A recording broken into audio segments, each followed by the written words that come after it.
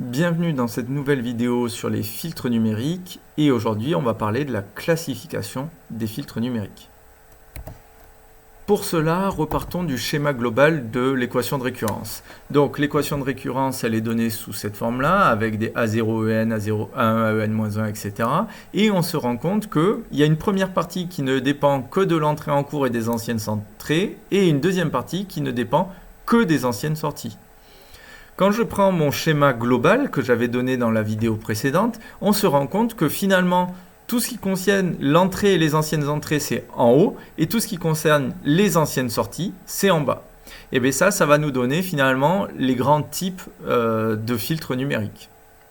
Donc commençons par ce qu'on appellera les filtres non récursifs. Récursif, ça veut dire qu'il revient sur lui-même. Un filtre non récursif ne revient pas sur lui-même. C'est-à-dire qu'on a dans le signal de sortie, pour calculer le signal de sortie, que l'entrée en cours ou des anciennes entrées. Donc si je regarde le schéma, eh bien, on n'a que la partie haute du schéma, on n'a rien en bas.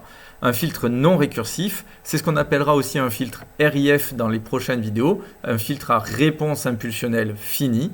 Et la propriété qu'on va retenir, c'est qu'un filtre non récursif ne dépend pas des anciennes sorties. Voilà. Donc ça, c'est la phrase qu'il faudra répéter le jour du BTS pour bien prouver que c'est un filtre récursif, pour justifier que c'est bien ça. Ça ne dépend que des entrées, mais il vaut mieux dire ne dépend pas des anciennes sorties. Maintenant, on va voir le deuxième type de filtre, un filtre récursif. Un filtre récursif, c'est un filtre qui réutilise, qui revient sur lui-même. Donc, on va avoir des anciennes sorties dans le calcul. Si je prends le schéma global, il a à la fois des trucs en haut et des trucs en bas. Et donc, le filtre récursif, c'est ce qu'on appellera un filtre à réponse impulsionnelle infinie dans une prochaine vidéo. Et ça dépend des anciennes sorties. Donc ça, il faut s'en souvenir. Il y en a qui vous diront, oui, ça dépend des anciennes entrées. On s'en fout en fait. On ne regarde jamais les entrées pour dire si c'est récursif ou non récursif. Maintenant, est-ce que vous avez bien suivi ? Un filtre récursif, est-ce qu'il possède des anciennes sorties dans son équation? Est-ce qu'il a des flèches de rétroaction? Est-ce que c'est un RIF ou est-ce que c'est un RII? Là, il peut y avoir plusieurs réponses justes. Je vous laisse réfléchir. Donc un filtre récursif, il possède des anciennes sorties dans son équation, il a des flèches de rétroaction et c'est un RII. De la même façon, on va se demander, le filtre YN égale 4xn-2, est-ce que c'est un filtre non récursif, récursif, RIF ou RII?